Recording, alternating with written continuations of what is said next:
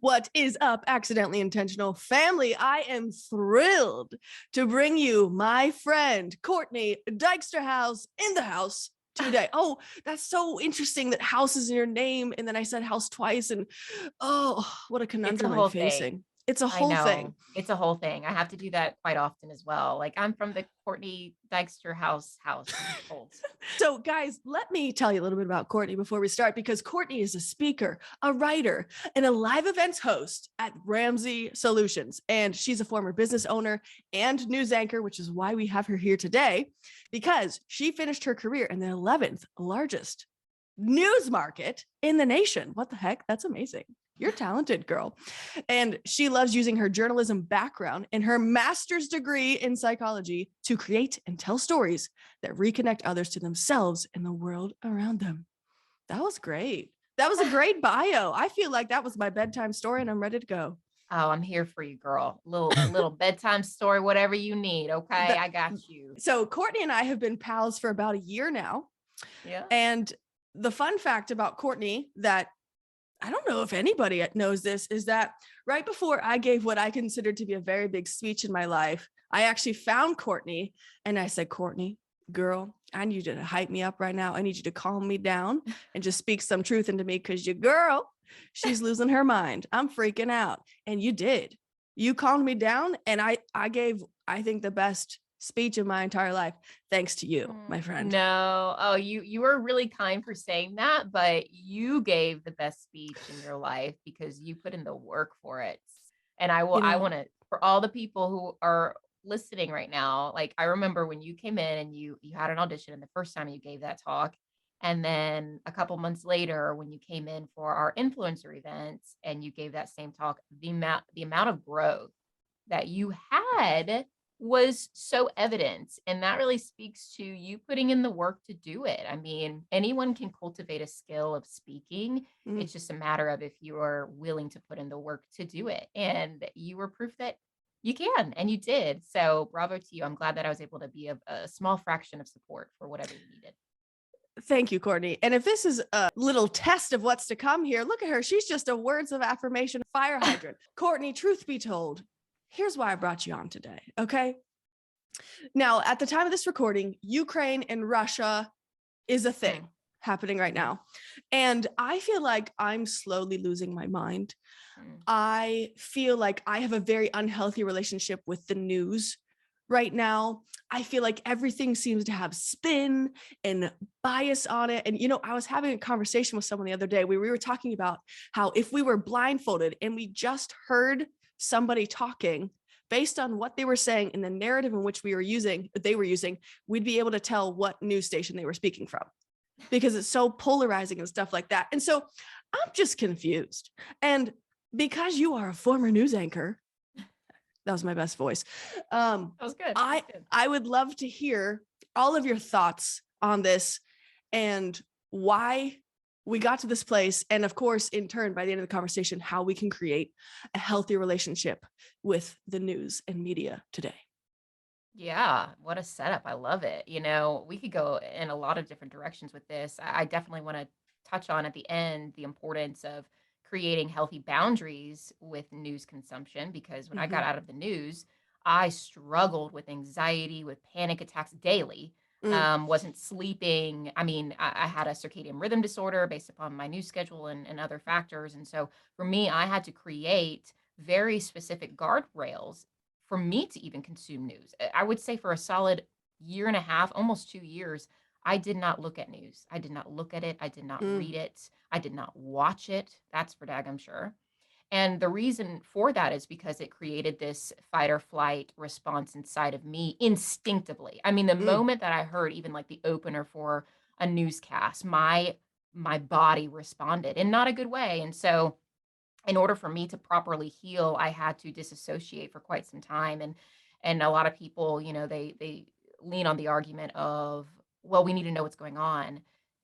This is true. However, we have to be careful about what we need to claim that we need to know. mm, And for me, I had 2 years of just pouring into the people who were in front of my face, not the people who were across the world at that time, not the people who were across another state, not people who were across this country. I focused on the people who were in front of me because that's all that my body could handle. And let me tell you, sometimes depending on where you are in your life, sometimes you need to go back to that rather Mm, than to say, I need to be informed so I can serve the people.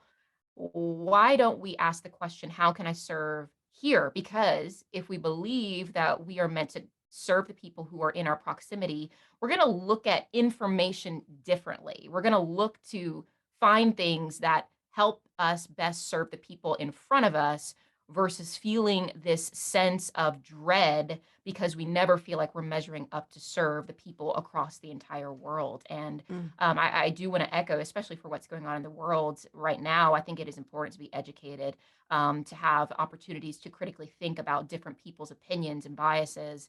But I also think it is really important that we create healthy boundaries right now, no matter what's going on in the world, with the content that we consume, as heartbreaking as a lot of it can be. The We will break ourselves by trying to absorb all of the content from other people, and you just have to be careful of that. You have to be careful of that. Yeah, that's so good and such a great reminder, especially to kind of frame this conversation because it's too much is at the end of the Yeah. day. And, clearly our bodies and your body is a testament to that. We're not created to be able to consume and hold all of that Yeah. knowledge there. So Yeah. I guess I would love to start by asking the question, what is strong journalism in your mind? What does that look Mhm. like? And what is a good representation of that? That's a great question. I love that you asked that question. I think more people should be asking that question because then you can seek out what you hope to find in that. But I would say strong journalism is bringing the facts and then knowing what your biases are, because we all have Mm, biases, all of us do. Knowing what your biases are and being able to write regardless of those biases, to not allow the biases to interfere with the writing or to interfere with the video story that you're creating. I think that's where a lot of times where we go awry is because we don't think we have biases. mm, We don't want other people's biases, but we don't accept or acknowledge that we have biases of ourselves and in our own body and in our thoughts and our beliefs. And so um one of the biggest things when I was in Traverse City, when I was working in the news there, and I would create stories, um, the biggest thing that my news director challenged me with when I was creating these story arcs is, Courtney, you need to see both sides. Where's the other side of this argument? Where's the other side of this mm, opinion? And so when you're looking at information, as you as a consumer of news, you have to ask yourself, are there two sides to this story? And are they communicating that within the text? Are they communicating that within this video that I'm seeing? When mm, you're able to actually see both sides in a single piece of content, that's where you find really uniqueness in journalism that I think sometimes we can lose. It's easy for us to write commentary, depending on what news outlet you are. It's very easy for us to go down to our biases and our beliefs naturally. It's another for us to be able to say, okay, regardless of that, my beliefs, my biases, what are both sides to this to allow you as the viewer, you as the listener, to make your own judgments based upon providing the facts from both sides of the mm. narrative. Wow. Yeah, no, that is a lot. And I guess my follow-up question to that would be, why does it seem so difficult, or maybe this is the reason why it seems so difficult to get accurate information nowadays because it seems to have a biased spin? Are those two correlated or are those separate issues? I would say it's an interesting question because I think even the humans that create stories, humans create the stories. Yeah. So in order for us to find the truth or find the accurate or correct opinion, oftentimes we have to look through a lens of knowing that a real human being Mm, wrote that story, and that human being has biases mhm, because we are alive. And so when you look through that lens of anything that you ingest, you instantly walk in with a critical mind. And that's Mm-hmm. what you should be doing with news. Mm, If somebody is telling you, you need to take what I'm saying as fact and not challenging you to mm-hmm. look to activate other possibilities of what could be. If somebody is just saying you need to take this for what it is, that's Mm-hmm. not good journalism in the first place. No journalist would ever say, yeah, that sounds about right. Yeah. If somebody came up and said, this is what really happened, and you just go and write about it, that would be poor journalism because you're not seeking out other primary sources to validate the story. So Mm, even as a creator of the content or somebody who consumes the content, it's important for you to go in very critically and to know that no matter what story is out there, there was a human who wrote it and a human who reported on it.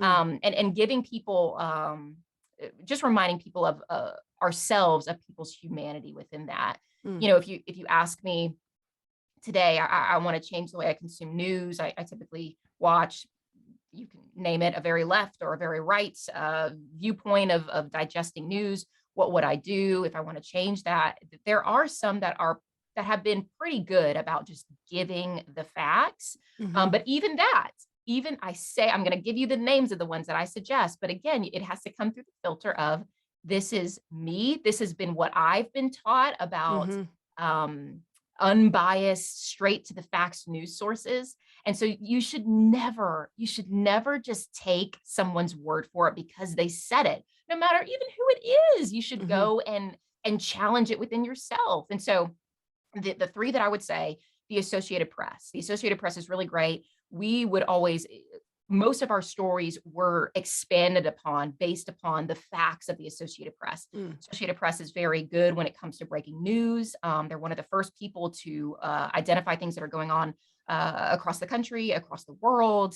And again, they bring, most oftentimes from what I've experienced, the facts. It's just mm, this, how many people died.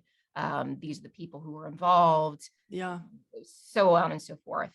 Another one that I think is pretty good is Reuters. Reuters Mm, is good in that same lens of things. And then NPR. mm, NPR is a solid one that a lot of people listen to, and some would challenge and say that it's super boring, but I think that's the interesting thing about it.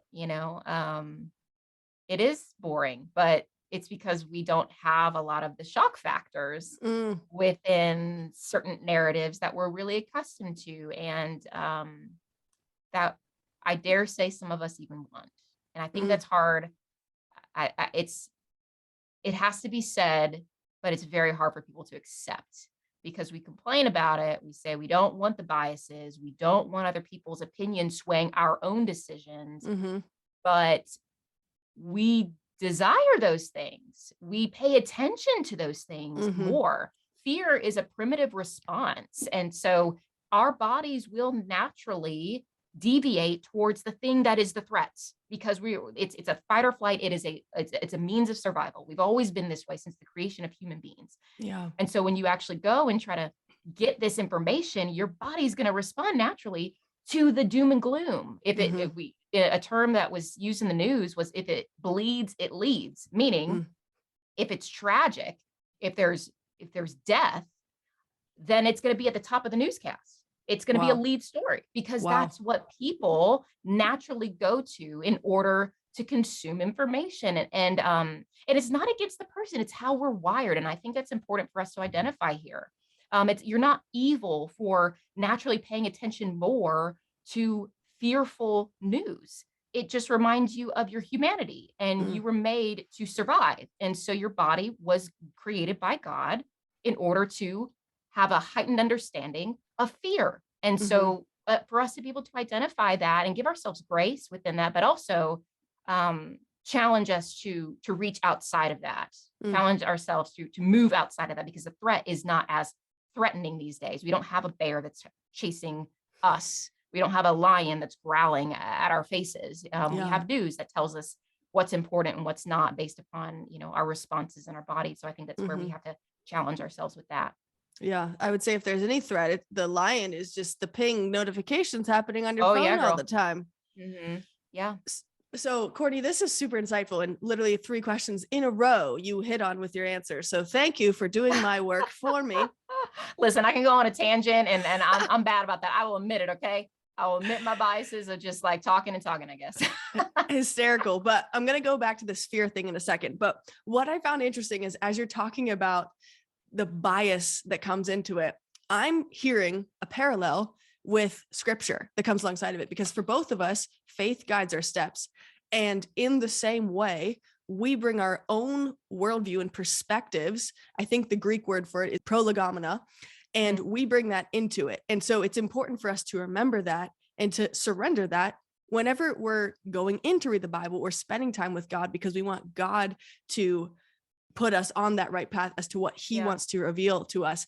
And in the same way, I thought it was interesting because I also see that parallel when it comes to just getting messages from sermons and pastors and their interpretations instead of going back into scripture yourself and finding out the full context of it, so that we have a deeper brevity and understanding of it altogether. So I really appreciated that thought process that you gave there. So going back to fear, and this is just a real personal question I got for you. Yeah. Did you feel like when you were reporting that you were driving fear? That's a great question. No, I didn't. The reason for that is I was so involved in it all the time. It was just what you did. It was just what you did. It's what you needed to know. It's what you needed to know. And I love my friends in the news. I think what journalists do is so important, and it grieves me that there has been a change with the way that we see journalists. Journalists risk their lives, literally risk their lives in order to bring clarity on a story or bring a story that can help impact and inform people. And so I think it's a double-edged sword. Yes, it can be very destructive, but also we wouldn't be the society that we are in the understanding of what's going on if we didn't have the news. If we didn't have the news. And I think if we think about, well, we just need to get rid of the news. Think about it. Think about if we got rid of the news. Just think, like, for one moment, how much of your day is actually informed by information that people give you. You wouldn't know a lot of things. You wouldn't know, I mean, even thinking about gas prices. You would have to go to a gas station and determine, oh my God, the gas prices are going up. Why? You would have no idea. You would have no idea. So I think in order for us to understand how to have a healthy relationship with the news, you also have to give the news its credit for what it does for you and your survival in this modern day and age. But within that same lens, having to say, okay, we also know what gets ratings, and you have to be careful of that too. It's a both and. It's a relationship that either way is not the full story. So that basically clears up any potential misunderstanding that people come into a news career to instill fear into people. No. Oh my gosh. I just want to crush that right now, because it makes me so angry that we don't know what we don't know. And I know these people. I know these journalists, and they pour their hearts and their souls into empowering and advocating for people. And that is why they get up at 2 a.m. to come in. The majority. I mean, there's always going to be a bad egg in everything, and no matter what it is. But yes, I will stand behind journalists and what they do, because I'm proud of what they do. I am one. I will always be a journalist. Yeah.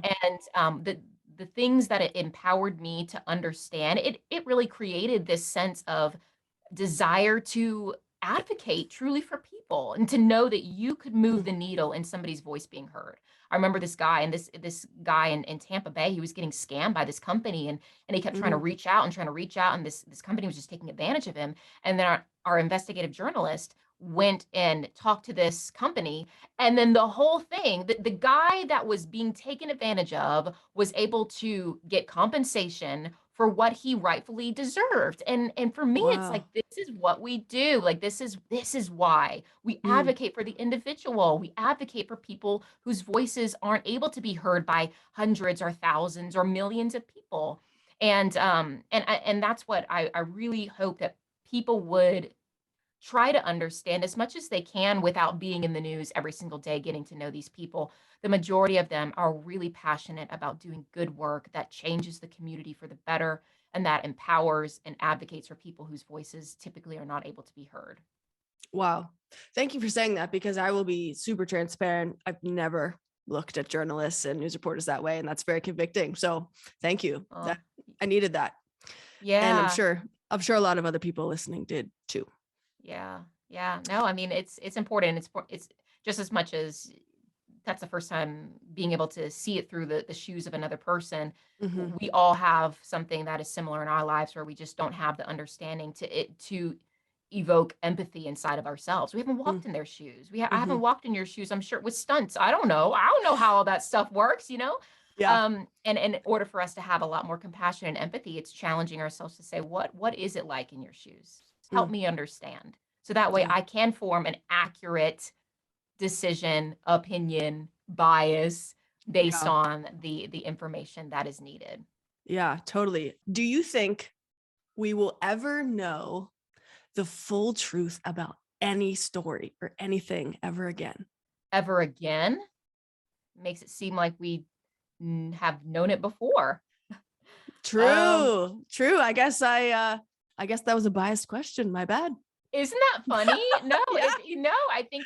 I think that's an interesting question. I think it's really hard to say because, man, I mean, I could go into a whole list of even just like what we genuinely, okay, here's an example.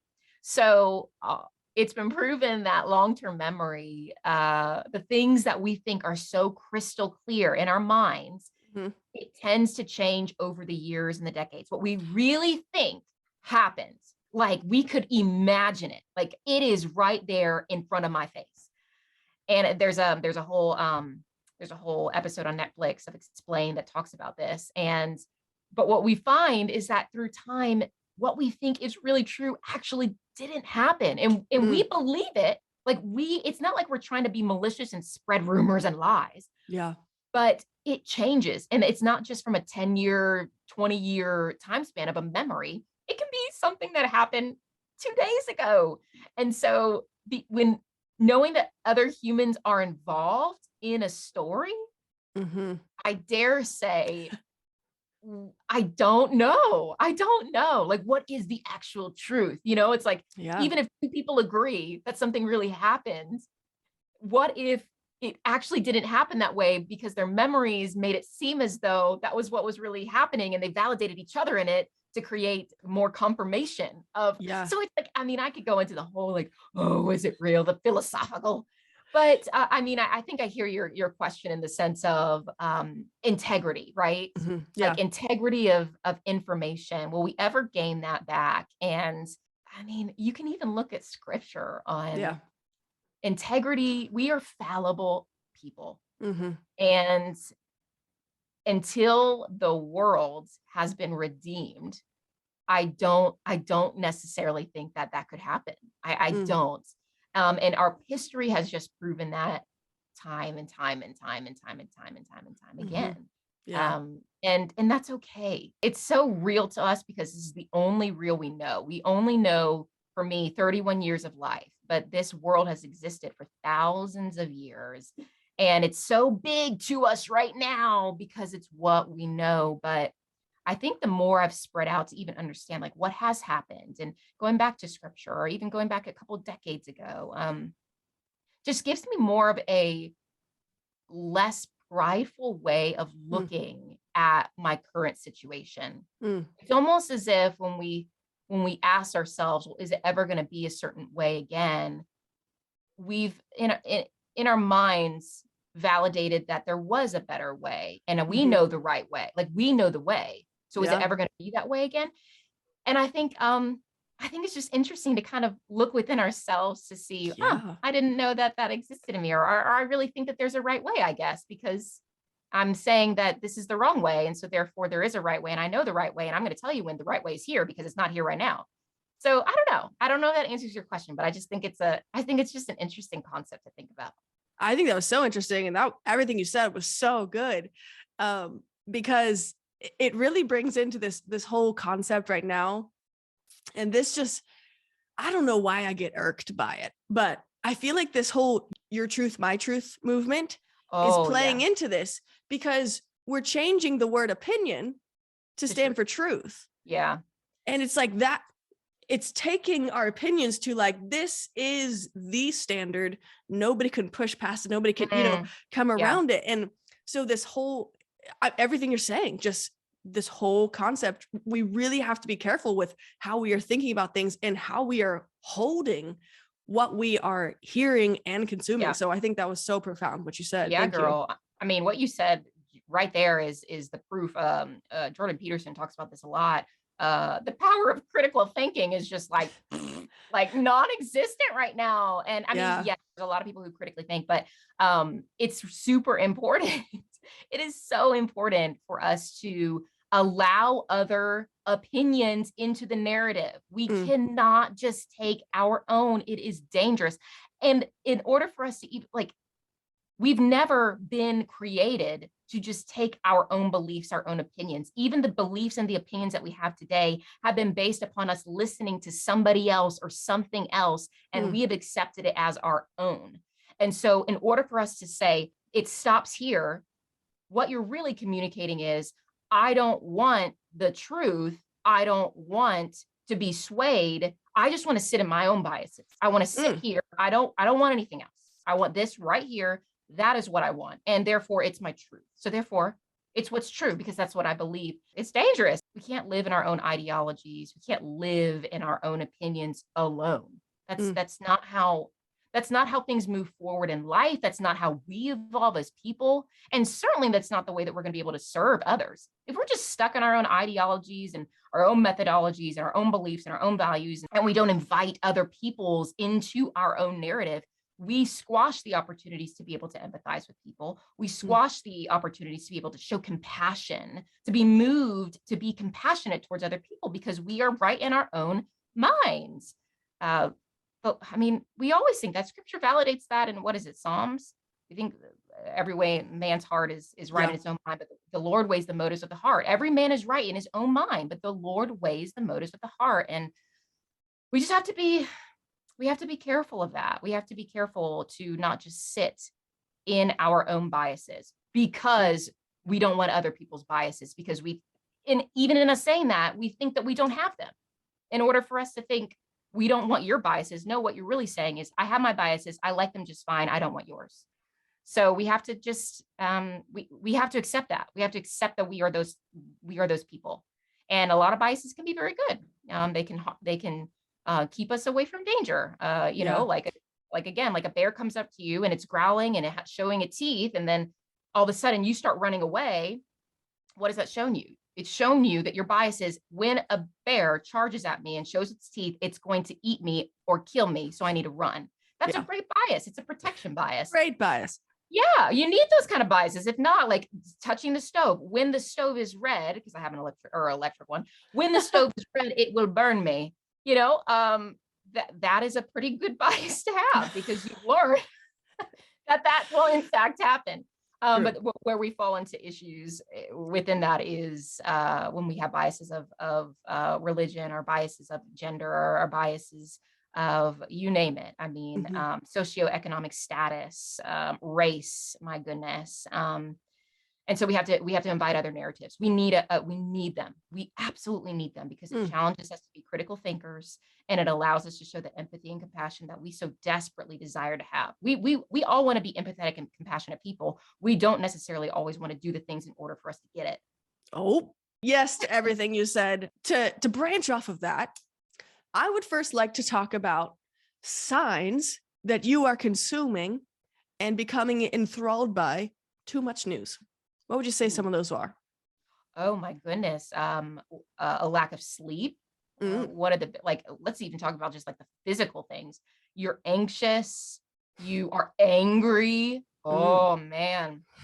if you're just constantly angry and you can't help but talk about in conversations what's going on and you name it, oh my goodness, like 2020 just couldn't, is a perfect example. You just really couldn't have conversations with people without them inserting their political beliefs. And when you, it's one thing to have political beliefs, that's fine. We all should have beliefs. If not, then I'm concerned. But to be lukewarm in that, I think is unwise as well. That's just my opinion. But if we don't know how to have conversations when without that, that is a huge sign of discomfort within yourself, of being able to move through life without the audience of the news being in the narrative seat.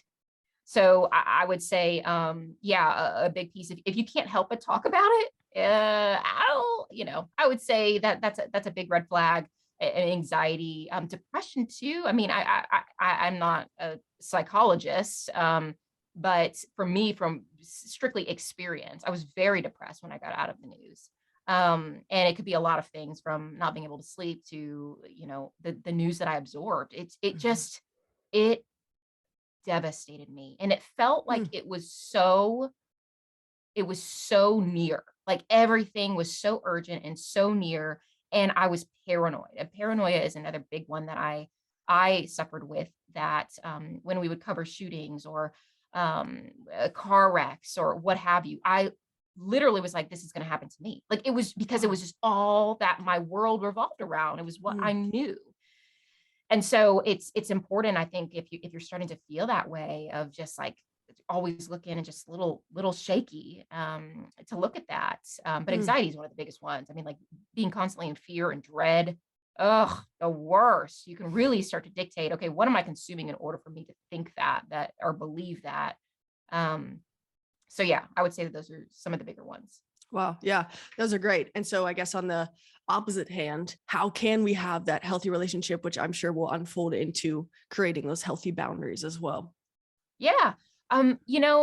Here are 5 things that I did when I got out of the news in order for me to uh, release myself from the addiction that it was for me. Um, I mentioned that I didn't watch the news at all for roughly a year and a half, 2 years. And can somebody do that? If you're able to do that in your life and you're just like, I'm just not going to engage in this, honestly, I mean, do you? I think if it's not keeping you from your everyday life and movements, then maybe that's something to consider. But one of the things that I did as I started going back into the exploration of seeing what in the world is going on out there, was already deciding, one, what I was not going to engage with, what topics I was not even going to see. And you have to do this. You have to know the things that trigger you. And so for me, I have like 2 things that that I won't share them here, of 2 topics that I literally like, even in my body right now, like I cannot even look at, because it gets me in this state of just frustration and annoyance. And so if you don't create those boundaries ahead of time, then you will instinctively, you're going to see that headline and you're going to be like, see, the worst. You're going to click on it, and then you're just going to engage with it, and then you're going to be pissed, and then you might even post about it. My goodness. So in order for you to not get to this place of frantic frustration or sadness, it's important for you to say, these are the conversations, no matter what's happening in the feed, I control what I consume. So even though the news is telling me, or whoever's telling me I need to consume this, I've already predetermined what I will consume, and it is not this. So I'm going to keep scrolling. So number one is that. Another thing that is I think really healthy for people, we struggle with this because you can already do this on your phone, but is creating a timer. If you are somebody who is a news junkie and you like it and you're like, it doesn't really affect me, but I'm on it way too much, then create a timer. You set a timer for whatever, 20 minutes, 30 minutes, you name it, whatever is best for you. And then when the timer goes off, you stop. If you're mid article, shut it down. It's going to be there tomorrow. Trust me, it's always there. The news never dies. It's a 24-hour news cycle. You ain't gonna miss it. And even if you did, you can always go back to it, because we aren't living in 1950 where the news cycle came on at 6 o'clock at night and that's it. And it's not that way. You can consume it anytime, anytime. So it's the moment that I think we get ourselves into a corner is when we think that it's urgent because it will go away, when Yeah. it's never going to go away. Like, we just might not miss the trend, or we might miss the trend of what everyone's talking about. My goodness. I mean, example being the Oscars. Oh my heavens, that whole situation, right? Yes. And so for anybody else who maybe didn't watch it or wasn't on social media, they felt what the next day? Left out, because Oh my. everybody and the mothers were talking about this newsworthy conversation. And so setting those parameters, knowing it's always going to be there, it's always going to be there for you. Whenever you wake up or whenever you go to sleep, it will be there, right there waiting for you. And then for somebody who is interested in having a day off from it, I would already determine that. Something that I love to do. And now it's like, it's so funny. I don't even practice this because I'm just not in the news as much. I'm Mm. just not consuming it. I've created such healthier habits with it. But in the beginning, I would, if it was Sunday or a certain day of the week, it's no news days. You don't open your Mm. phone to see news. If you do, if a news source that you follow posts something, then you have this in your mind. Oh, nope, today's not a news day. We're not going there. We're not going there. And that's important to create that muscle, that habit, in order for you to be able to say, oh, I don't even think about it. I don't have like a no news day, because oftentimes I'm not really just sitting looking at it anymore. Mm. And that's ideally where I would hope people would want to be, Yeah. is having a better, healthy understanding of even how much you consume. And then, you mentioned this, Zoe, turning off the notifications on your phone. Like, when I was in the news, I had every news outlet pinging me. Like, when anything happened, I was like, ping, ping, ping, ping, ping, ping, ping, ping, ping, like always. And I was like, this is so urgent. It's urgent if you deem it urgent. If it's Mm. something is not happening right in your proximity, I think some would maybe challenge to say if it is in fact urgent.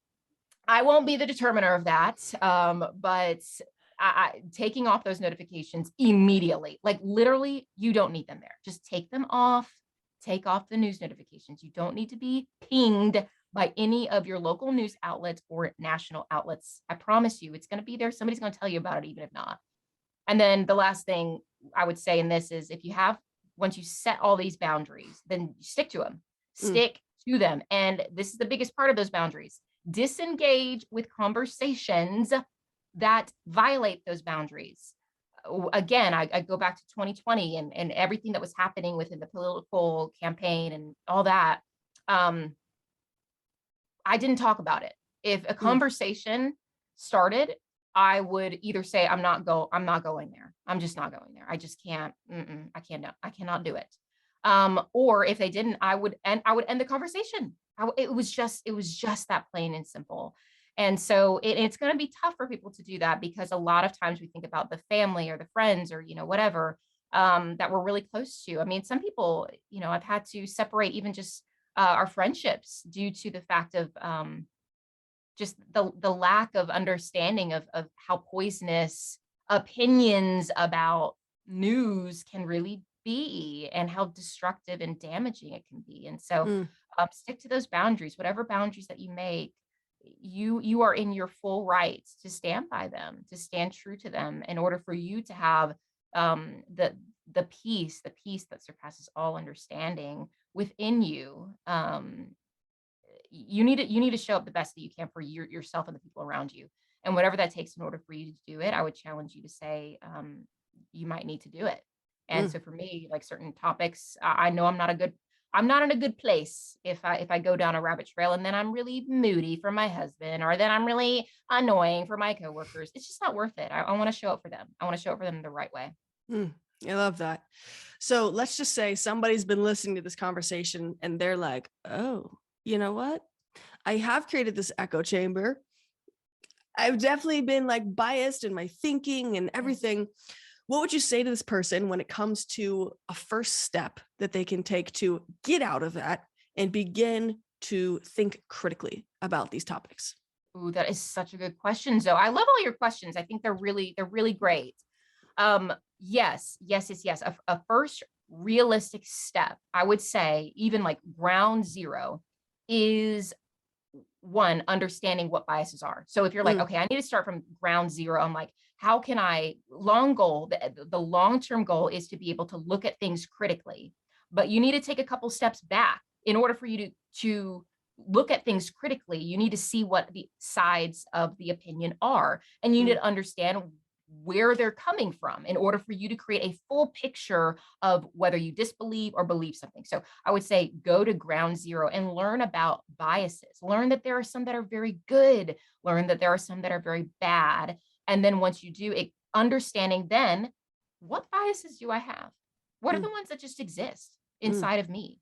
Um, I'll give an example of even just an implicit bias, meaning one that you don't even know, like in your subconscious. And I would say, like, even going through your day, a 24-hour day, and just noticing what you do, the movements that you do, the decisions that you make, the actions that you do. Here's an example. Say somebody comes on a bus and you're sitting in your seat and there's a seat open next to you. And then this guy, really dressed nice, looks like he has a lot of money. He comes on mm, the bus and you just look at him and he goes and sits somewhere in the back behind you, wherever. And then another person comes on and this person is not dressed very well. mm, They might be having some experiencing homelessness. They don't smell the best. And mm, then without you even thinking about it, you just put your purse in your seat. What are you doing in that moment? You are mm, communicating that I have a bias that allows me to determine who's okay to sit next to me. And you wouldn't, if somebody said, hey, do you have issues with people who don't make as much money, or maybe you look like they're experiencing homelessness? What would you say? No, no, yeah. of course I don't. Of course, are you kidding me? But our actions are what determine that. And so I would take it down to that level of really exploring and listening to you, like how you move through life naturally, to then be able to articulate what your biases are. So therefore, you can then invite other biases, opinions into the narrative, and you can weigh the things that you want to believe, the things you don't want to believe, and then even the things you don't want to believe, challenging yourself to ask, why don't I want to believe them? Is it just because of my biases, or is it because of another reason, or because it's actually not true?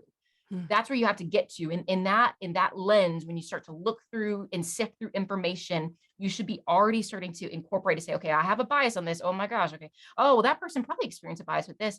Okay. That information, knowing my bias is this the reason why I'm not accepting this information? Is it because of my own bias, or is it because it's actually true?